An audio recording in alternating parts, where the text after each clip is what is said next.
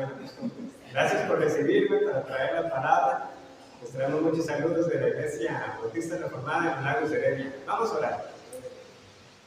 Nuestro bendito Señor, gracias por darnos esta tarde para reunirnos y escuchar tu palabra. Yo te agradezco por la oportunidad que este privilegio representa de hacerlo en medio de estos hermanos que has reunido en esta localidad de Zapopan. Que tu nombre sea exaltado y la palabra sea de bien para afirmar a aquellos que son tuyos e incluso a algunos que puedan estar aquí, Señor, y que no conozcan este amor del que cantábamos, un amor fraternal que solo es posible al conocer el amor tuyo. Entonces, que así sea, que el Espíritu Santo con su poder transforme nuestras vidas. Edifica tu iglesia, Señor, lo pedimos para tu gloria. Amén. Pueden tomar asiento, yo los invito a buscar en las Escrituras la primera carta de Juan, capítulo 3, versículos 17 y 18. Yo no sé que ustedes tienen la memorización, pero creo que a hermano John se le saltó. Pero ese es el pasaje de memorización y yo le pregunté al pastor Randall si es verdad que estaban acostumbrando aquí por las tardes también que los sermones estuvieran basados en esos pasajes. Entonces, simplemente reiterarles el gozo que es para mí el poder conocerles finalmente en este lugar. Hay muchos rostros conocidos, hay unos muy familiares, que los identifico de razón. Otros también los conozco desde San José, pero también me gusta ver caras nuevas, porque eso representa que el Señor sigue llamando a más. Los que son de Cristo escuchan su voz. Ahora bien, me imagino que algunos de ustedes están al tanto que esos versos de memorización se aprenden por una razón, y es porque están apoyando la enseñanza de un documento que llamamos la Confesión de Fe. La Confesión de Fe nos ayuda a que todos tengamos una unidad en lo que creemos. De manera que si yo le preguntara a Jonathan, ¿qué cree usted respecto de él? Debería ser la misma respuesta que esperaría mi hermano Jorge. ¿Por qué? Porque tenemos una misma fe, la cual hemos expresado por escrito. Y además es histórica porque nos ayuda a identificarnos con lo que hermanos han creído a través de muchos siglos. Nosotros no venimos a creer cosas nuevas, sino lo que Dios ha revelado en su santa palabra. Entonces, simplemente pongo esto como contexto, porque esto no es una clase. La idea es que sea un sermón acerca de este pasaje. Pero no quiero que perdamos el contexto de qué es lo que está apoyando. ¿Qué párrafo de la Confesión de Fe está apoyando este texto que voy a leer para ustedes? El texto es 1 Juan capítulo 3, versículos 16 al 18. En esto hemos conocido el amor, en que Él puso su vida por nosotros, también nosotros debemos poner nuestras vidas por los hermanos. Pero el que tiene bienes de este mundo y ve a su hermano tener necesidad y cierra contra él su corazón, ¿cómo mora el amor de Dios en él? Hijitos míos, no amemos de palabra ni de lengua, sino de hecho y en verdad. ¿Qué párrafo se apoya con estos versículos? Lo siguiente.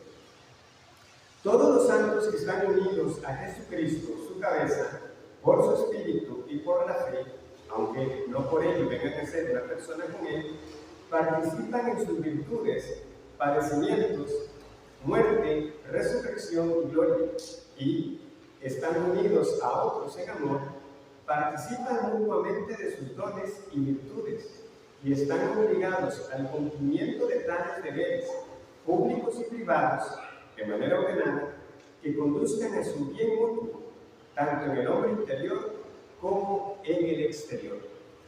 Repito sobre todo esa parte final. Estamos unidos unos a otros en amor, obligados a cumplir nuestros deberes que conduzcan al bien mutuo. Hermanos y amigos, qué importante es una iglesia donde tangiblemente se palpa el amor que tenemos unos por otros por causa de nuestra unión por la fe en Cristo. Es terrible que que estemos en un lugar que se haga llamar iglesia y en un sentido se perciba muerta. Que los que están ahí no tienen realmente un aprecio, una estima, un amor por los otros a los que hacen llamar sus hermanos.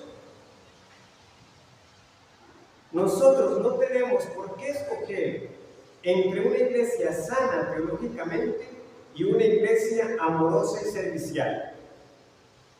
Claro, si usted me pone un escenario hipotético, pastor, si usted tuviera que escoger entre una iglesia sana doctrinalmente, donde la predicación es impecable, y una iglesia, aunque no sea sólida doctrinalmente, se perciba verdaderamente el amor fraternal, ¿qué escogería? Vaya, eso sí, no parece una decisión tan fácil, ¿verdad? La sana doctrina es importante, pero también es una iglesia que sea amorosa y servicial.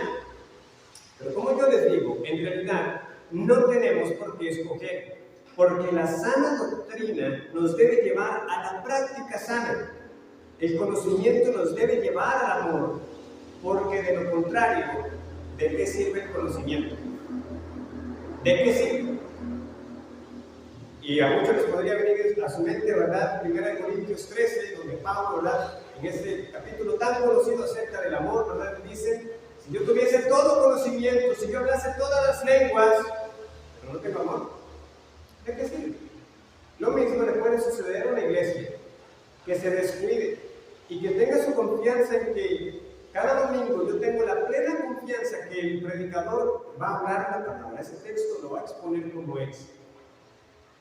Pero ¿cómo se está traduciendo en la vida de los creyentes que están en esa iglesia? ¿Cómo se traduce? Si lo que encontramos son divisiones, apatía, indiferencia, que si alguien se va, nadie se enteró. Eso no debería pasar. Tener una confesión de fe, entonces, nos muestra la necesidad de creer lo mismo, pero también de practicarlo. Por eso es tan importante que nosotros no solamente estemos de acuerdo en los otros 31 capítulos de la confesión de fe y nos saltemos este capítulo de la comunión de los santos, porque el amor entre nosotros es tan importante, el amor entre nosotros es tan importante que el apóstol Juan lo pone como evidencia de lo que usted es en realidad. Sin amor por los hermanos, hay una pregunta que usted debe hacerse. ¿Realmente mora el amor de Dios en usted? Entonces vayamos una vez más a nuestro texto. 1 Juan 3:16. En esto hemos conocido el amor, en que Él puso su vida por nosotros. También nosotros debemos poner nuestras vidas por los hermanos. Pero el que tiene bienes de este mundo y ve a su hermano tener necesidad y cierra contra él su corazón, ¿cómo mora el amor de Dios en él? Hijitos míos, no amemos de palabra ni de lengua, sino de hecho y en verdad. Traigo para ustedes 3 puntos para guiarnos en el estudio de este pasaje. ¿Quiénes son los llamados a cumplir este mandamiento? ¿Cuáles son las oportunidades para cumplirlo? Y finalmente, ¿qué revela el cómo cumplimos este mandamiento? O mejor dicho, la falta de cumplir. ¿Qué se revela de nuestra condición interior según respondamos a este mandato de amarnos unos a otros? Entonces, en primer lugar, ¿quiénes son llamados a cumplirlo? Dice el versículo 16, en esto hemos conocido el amor, en que Él puso su vida por nosotros. Hay 2 formas de contestar esa pregunta. ¿Quiénes son los llamados a amarse unos a otros? La primera forma en que podemos responderlo es apelando al versículo 16. Los que han conocido el amor de Dios. ¿Cómo se ha conocido ese amor de Dios? En que Él puso su vida por nosotros. Particularmente se está hablando aquí de la persona del Hijo que en su función de mediador como Dios hombre dio su vida por nosotros. Entonces, aquellos que han conocido el amor de Dios son los llamados a mostrar amor a sus hermanos cuando están en necesidad. Para el apóstol Juan, responder la pregunta si Dios nos ama era muy sencillo. ¿Qué hubiera respondido Juan? Juan, ¿cómo está usted seguro de que Dios nos ama? ¿Cómo está usted seguro que Dios le ama? ¿Cómo? ¿Tiene usted dudas? Vea la cruz, vea aquel que fue crucificado. Él es la prueba máxima de que Dios nos amó. En esto hemos conocido el amor, en que Él puso su vida por nosotros. Con los ojos de la fe, miren a aquel que fue crucificado por nosotros. De este amor de Dios no se puede dudar. ¿Por qué? Porque Dios no ama como nosotros. Dios mismo es amor. Esa es su esencia. Por eso podemos aplicar lo que llamamos los atributos de Dios al amor de Dios. El amor de Dios es eterno porque Dios es eterno.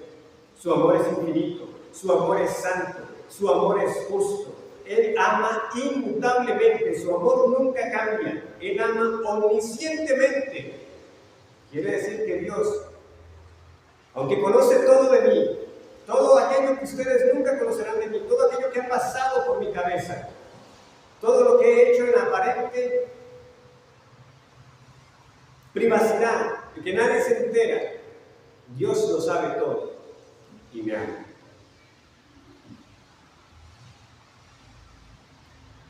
Pero no solo eso, es que dio una evidencia irrefutable porque entregó al Hijo. El Dios hombre fue obediente hasta la muerte y muerte de cruz para apaciguar la ira por nuestros pecados. Y Juan esto lo reitera muchas veces en esta carta y con palabras similares vuelve a plantear cuál es la condición necesaria, indispensable, o a aquellos que les gusta el latín, sine qua non. O sea, lo que no puede faltar para que usted pueda amar a otros es que usted haya conocido el amor de Dios. ¿Y cómo conocemos el amor de Dios? Lo conocemos por la cruz, por aquel que murió. Vean entonces lo que vuelve a escribir Juan en el capítulo 4, versículo 7. Amados, amémonos unos a otros, porque el amor es de Dios. Todo aquel que ama es nacido de Dios y conoce a Dios. El que no ama no ha conocido a Dios, porque Dios es amor. En esto se mostró el amor de Dios para con nosotros, en que Dios envió a su Hijo unigénito al mundo para que vivamos por Él. En esto consiste el amor, no en que nosotros hayamos amado a Dios, sino en que Él nos amó a nosotros y envió a su Hijo en propiciación por nuestros pecados. Amados, si Dios nos ha amado así, debemos también nosotros amarnos unos a otros. Ven el razonamiento, como se sigue presentando. Para poder amar a otros, primeramente hay que conocer el amor de Dios. Y para Juan, el clímax para conocer el amor de Dios es que el Hijo vino a morir en nuestro lugar. Como leemos aquí, vino como propiciación por nuestros pecados. O sea, es una palabra larga que nos debe recordar la palabra propiciatorio en el Antiguo Testamento. Ahí donde usted colocaba el animal para el sacrificio. Ese animal inocente, que no debía morir, pero que estaba muriendo por usted, para que usted tuviera una remisión, ciertamente en aquel entonces temporal, porque era una sombra, pero una remisión de sus pecados, hasta el día que vino el Cordero sin mancha, el Señor Jesucristo, para ponerle fin a todos sus pecados.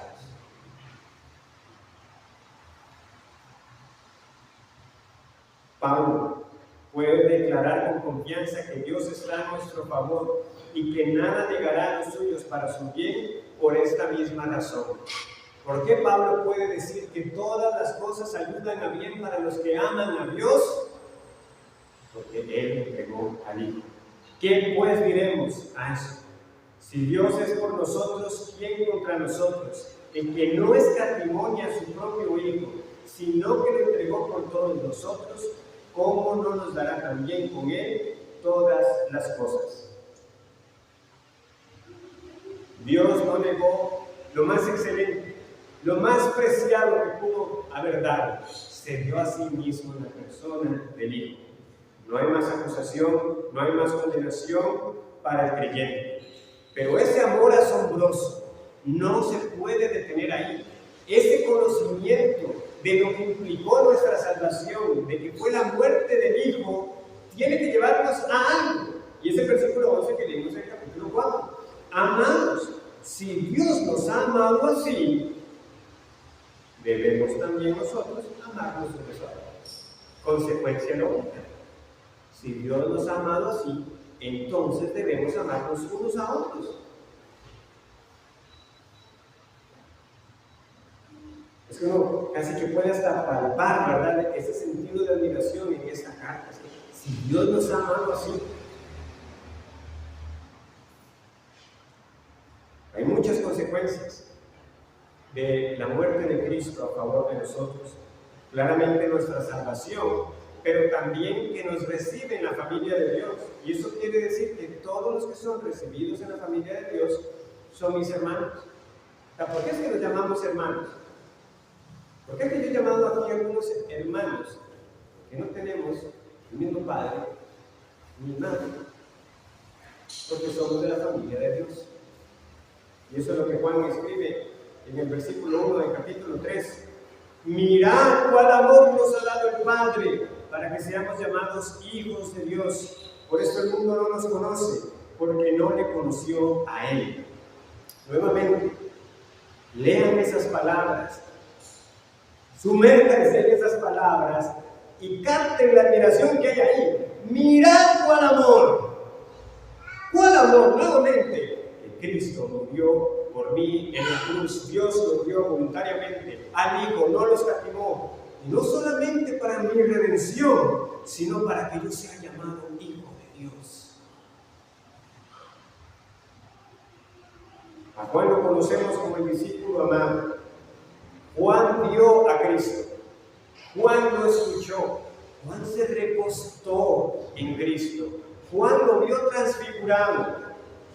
Y sin embargo, para este hombre no dejaba de ser motivo de admiración el hecho de que él fuera amado por Dios, hijo de Dios.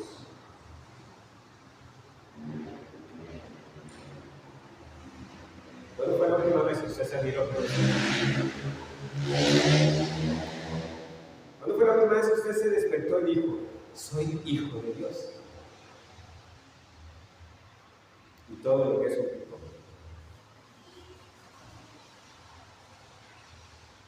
Entonces, una vez que esto se cumple, una vez que usted conoce este amor de Dios en Cristo, que lo llevó a la cruz y lo ha recibido en la familia, ahora se está en una familia y tiene hermanos, y por eso Juan dice, por eso debemos amarnos unos a otros.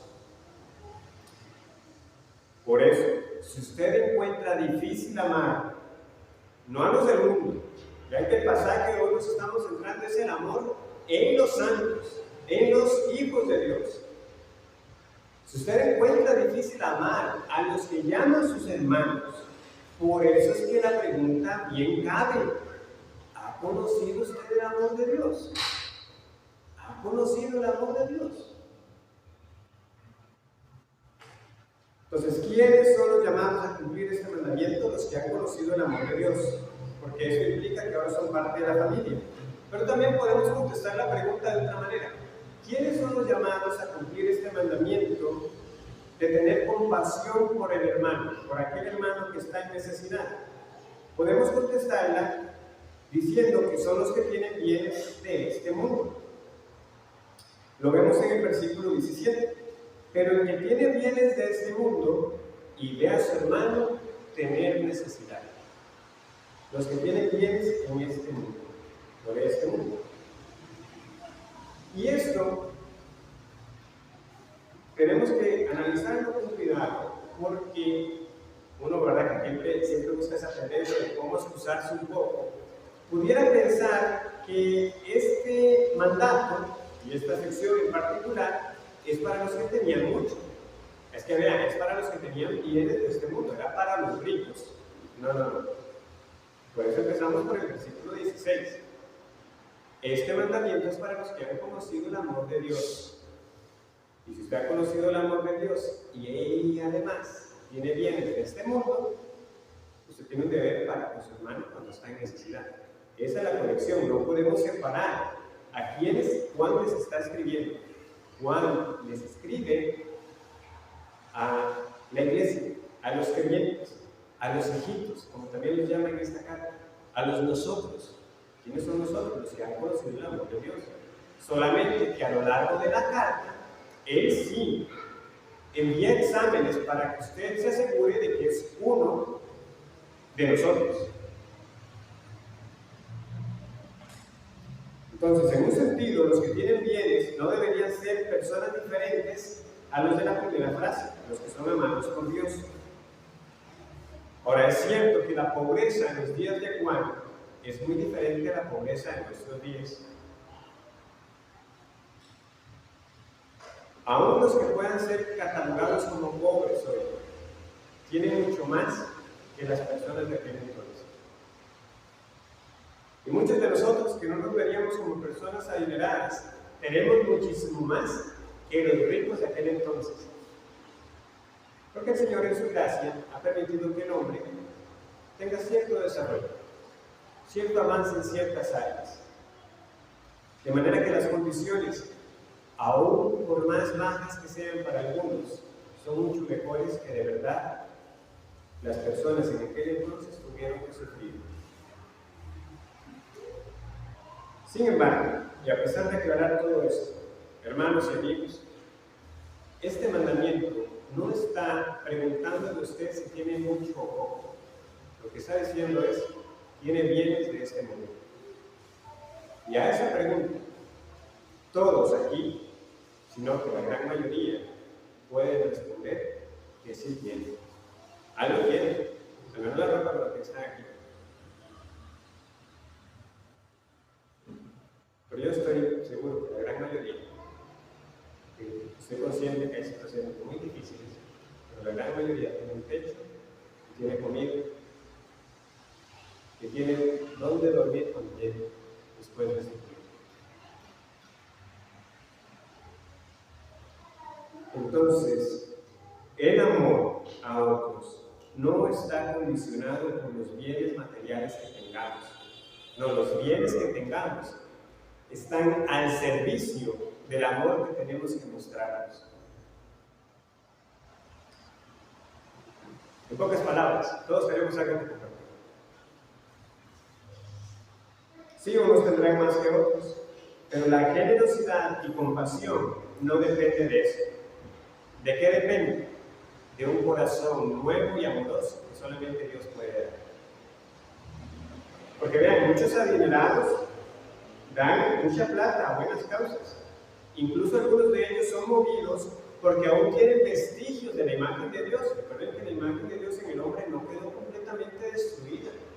Hay personas que entienden cuando ven a otro ser humano que ahí están viendo algo que también fue hecho a imagen de Dios, aunque ellos no crean en Dios, pero están viendo a un semejante y pueden empatizar un poco al decir, si yo estuviera en esa situación, qué difícil, y yo puedo hacer algo, y lo dan.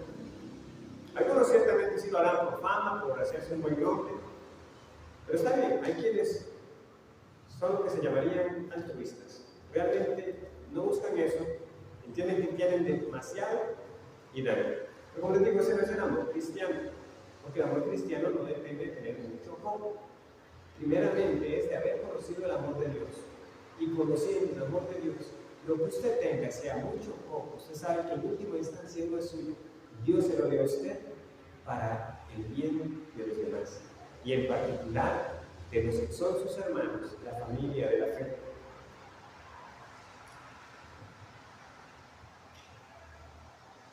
Todo lo que tenemos lo hemos recibido de su mano.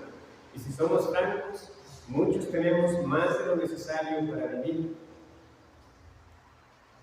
Y así entonces, como Dios tuvo compasión de mí cuando yo estaba en una condición de bancarrota espiritual, sin nada que darme cambio a Dios, el Señor se dio por mí. pobres, muertos. El Señor se entrega por mí. ¿Cómo lo daré yo? Y no me doy yo mismo a otros. Esa es la inquietud, ese es el peso que debemos tener en el cuadro que se nos está pintando aquí. El que tiene bienes en este mundo y ve a su hermano tener necesidad, es que debería caer por su propio peso. Yo estoy ahí para él. Si el Señor me puso en esta misma iglesia, yo estoy aquí para él. Es mi hermano, yo me doy y le doy. Y eso nos lleva al segundo punto. Las oportunidades para cumplir el mandato de amarnos unos a otros. La gran oportunidad que se nos describe aquí primariamente es la necesidad.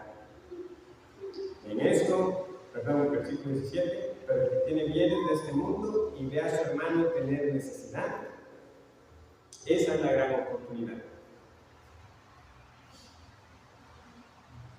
Cuando uno compara con el verso previo, vean lo que nos dice. En esto hemos conocido el amor, en que Él puso su vida por nosotros, también nosotros debemos poner nuestras vidas por los hermanos. ¿Por qué digo yo que la gran oportunidad es la necesidad y no es la del versículo 16? Bueno, porque si somos francos, no todos los días se presenta una oportunidad de tal magnitud, donde usted literalmente tenga que decir: tome mi vida en lugar de esa persona.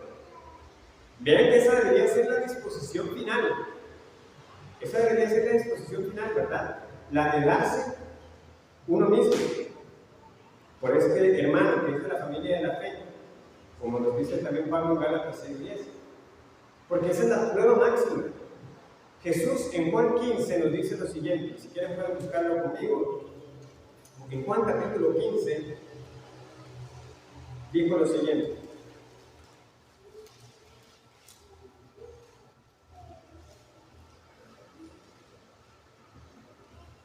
versículo 12. Este es mi mandamiento, que os améis unos a otros, como yo os he amado. Nadie tiene mayor amor que este, que uno ponga su vida por sus amigos. Seamos sinceros. ¿Hay alguien aquí que daría la vida por alguien que no sea ni su papá ni su mamá, si los tiene con vida, o su esposo o su mujer, o los hijos? Si excluimos ese círculo así más cercano, ¿usted le ha cruzado alguna vez? Yo por esta persona daría la vida. No es ni su hijo, ni su esposo, ni uno de sus papás.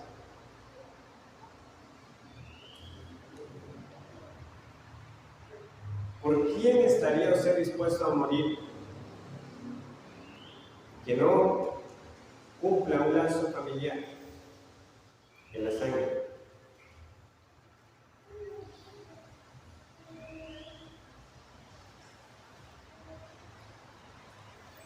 Nosotros debemos poner nuestras vidas por los hermanos.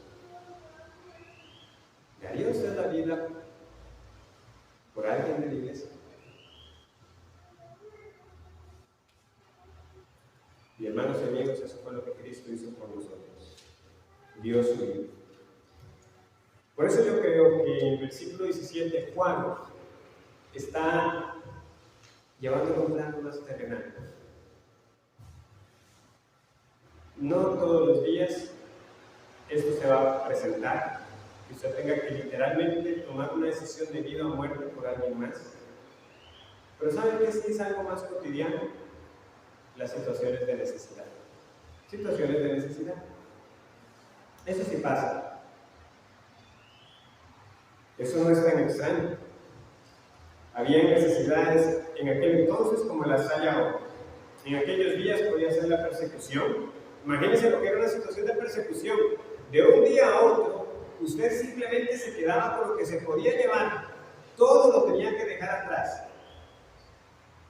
Y este viene y dice: yo soy también del camino. Yo soy también de Jesús. Bienvenido, hermano. En la mañana hoy en la congregación, estudiando acerca del octavo mandamiento, y viendo cómo ese mandamiento también nos llama a ser generosos, el octavo mandamiento es no hurtarás, nos llama a ser generosos. Veíamos cómo en la iglesia primitiva se decía que no había ningún necesitado, porque las personas incluso vendían todo lo que tenían para darlo y que fuera repartido.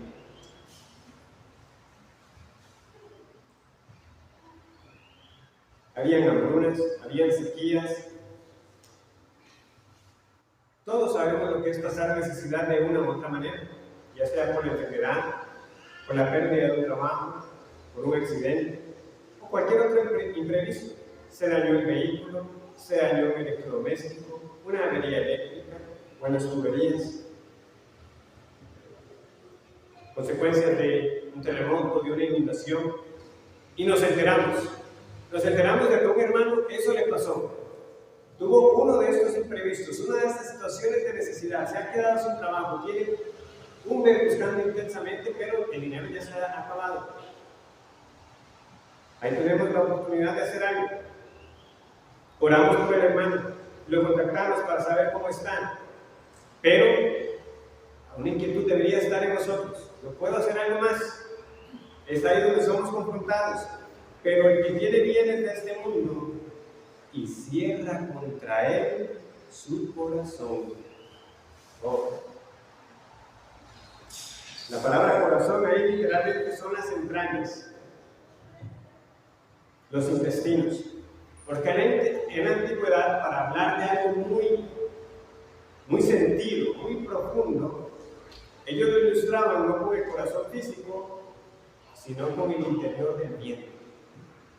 Entonces, aquí la persona está cerrando, como les digo figurativamente, sus intestinos, está cerrando su corazón, o sea, eso le ha tocado la fibra. La situación que Juan aquí, ¿verdad? Usted puede imaginarse en diferentes situaciones.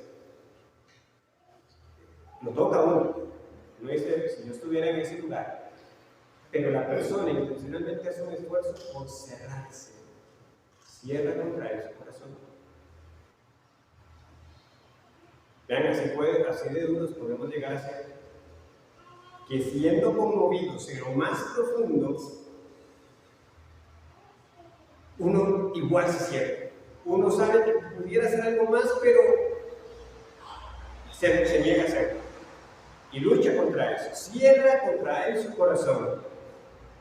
¿Se identifica usted con eso? ¿Qué ha pasado?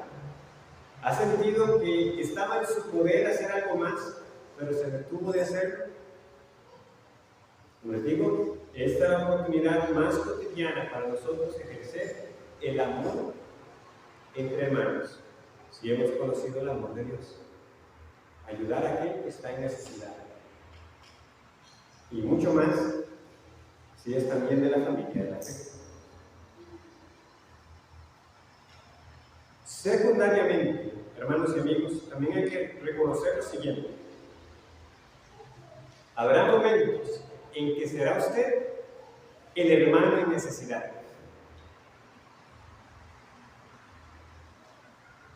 ¿Y qué es lo que usted esperaría de la iglesia cuando usted se encuentra en dificultades? Quiero que intentamos brevemente la situación. No es usted el que está viendo al hermano en necesidad, usted es el hermano en necesidad. ¿Qué es lo que usted esperaría que la iglesia, su familia de la fe hiciera por usted? Que estén por mí, que se preocupen por mí. Por eso, cuando nos unimos a una iglesia, entramos en ese pacto de membresía que tiene en cuenta pasajes como este, de que cuando nos unimos, entramos en un compromiso mutuo de yo estar ahí para mi hermano y de que mis hermanos estén para mí. Por eso, muy posiblemente, concediendo el Señor que ustedes se lleguen a constituir como iglesia, ustedes harán un pacto con palabras muy parecidas a estas. Le preguntarán a usted, ¿promete apoyar, animar y amar a sus hermanos, miembros de esta iglesia local, mostrando interés cuando se enfermen o enfrenten momentos difíciles? Y luego que le van a preguntar a la iglesia, ¿prometen servirle como coherederos de la misma gracia que han recibido ustedes y según sus posibilidades visitarle cuando se enferme llorar con Él, alegrarse con Él. En casos de necesidad, prometen compartir con Él lo que Dios les provee a ustedes. A ambas preguntas, el que va a ser recibido en la iglesia, ¿cómo deben responder? Amén. Así sea, delante de Dios. Públicamente estamos diciendo que no vamos a amar ni de palabra ni de lengua, sino de hecho y en verdad. Ese es el compromiso que adquirimos. Eso es lo que significa unirnos en iglesia. Y eso es tener comunión de los santos, un amor sacrificial. Y eso entonces me lleva al último punto. Nuestra respuesta a este mandato de amarnos mutuamente es una evidencia de nuestra condición interior. Es una evidencia de nuestra condición interior. ¿Por qué es tan importante? ¿Cómo respondemos ante ese hermano o esa hermana cuando está en una situación difícil? Vean lo que dice Juan. Y cierra contra él su corazón. ¿Cómo mora el amor de Dios en él? ¿Cómo? Es una pregunta retórica. Es decir, se contesta por sí sola. La respuesta se intuye. El amor de Dios no mora ahí. Esa persona no lo ha conocido. Es incompatible decir o pretender que somos objeto del amor de Dios, que lo hemos conocido, si no amamos a nuestros hermanos. Vean qué tajante que es Juan en esta misma carta. Vamos a Juan, la primera de Juan, capítulo 4, pero ahora versículo 20 y 21. Si alguno dice, yo amo a Dios y aborrece a su hermano, es mentiroso. Pues el que no ama a su hermano, a quien ha visto, ¿cómo puede amar a Dios, a quien no ha visto? Y nosotros tenemos este mandamiento de él: el que ama a Dios, ame también a su hermano. ¿Verdad? Es como Juan diciendo lo mismo de diferentes maneras y siempre dejándolo a uno sin argumento por qué responder. Como yo les decía, este es tan solo uno de los tantos mini exámenes o quizzes que Juan nos da en esta primera carta. Constantemente Juan nos pasa diciendo: si esto, usted conoce a Dios; si no esto, usted no conoce a Dios. ¿Por qué? Porque el propósito de Juan en esta carta es que nosotros tengamos certeza de la salvación. En una de las preguntas más comunes, ¿verdad?, que todo creyente en algún punto de su vida o varias veces en su vida se hará, ¿verdad?, es: pero soy yo salvo, estoy bien con el Señor. Claro que nosotros podemos experimentar y gozar de esa seguridad. Para eso tenemos la palabra de Dios. Vean lo que dice Juan en el capítulo 5, versículo 13. Estas cosas os he escrito a vosotros que creéis en el nombre del Hijo de Dios, para que sepáis que tenéis vida eterna, y para que creáis en el nombre del Hijo de Dios. ¡Qué bueno! Yo puedo saber si tengo la vida eterna. Claro que puedes saberlo. ¿Cómo? Bueno, hagamos entonces algunos de esos mini exámenes. Capítulo 1, versículos 6 y 7. Si decimos que tenemos comunión con Él y andamos en tinieblas, hay problema. Mentimos y no practicamos la verdad. Pero si andamos en luz, como Él está en luz, tenemos comunión unos con otros, y la sangre de Jesucristo, su Hijo, nos limpia de todo pecado. ¿Cómo es posible entonces la comunión unos con otros? Bueno, cuando todos practicamos la luz y practicamos la verdad, cuando andamos en luz. El resultado inevitable es que vamos a tener comunión. Versículo 10. Si decimos que no hemos pecado, le hacemos a él mentiroso y su palabra no está en nosotros. Qué examen más interesante. Uno esperaría que alguien dijera: no, si yo no he pecado, soy del Señor. No, si usted dice que no ha pecado, es un mentiroso. Y es lo que tristemente tenemos que reconocer. A pesar de conocer el amor de Dios, pecamos. Pecamos contra nuestro Señor, el que se entregó por nosotros, y pecamos contra Él. Por eso tenemos que confesar nuestros pecados. La vida cristiana no es una vida de apariencias. Y muchos hoy tenemos que pedirle perdón al Señor por las veces que no hemos ayudado al hermano en necesidad. Si usted me dice que nunca ha pecado contra ese mandamiento, mentiroso. No practica la verdad. Pero el camino del Señor es: arrepiéntase, confiese sus pecados, porque Dios es fiel y justo para perdonar sus pecados y limpiarnos de toda maldad. Capítulo 2, versículos 3 y 4. Y en esto sabemos que nosotros le conocemos, si guardamos sus mandamientos. El que dice yo le conozco y no guarda sus mandamientos, el tal es mentiroso, y la verdad no está en él. Entonces la vida cristiana, aunque no es perfecta en esta vida, sí debe ser consistente. Es una vida que busca la obediencia. Y entre esos mandatos que hay que obedecer, el amarnos unos a otros. Versículos 9 y 10 del capítulo 2. El que dice que está en luz, y otra vez, nuevamente, con otras palabras, pero Juan vuelve a lo mismo. El que dice que está en luz y aborrece a su hermano, está todavía en tinieblas. El que ama a su hermano permanece en la luz y en él no hay tropiezo. Esa es la senda de la vida. ¿Quiere usted saber de que está caminando en luz? Usted ama a sus hermanos, no los aborrece. Versículo 29.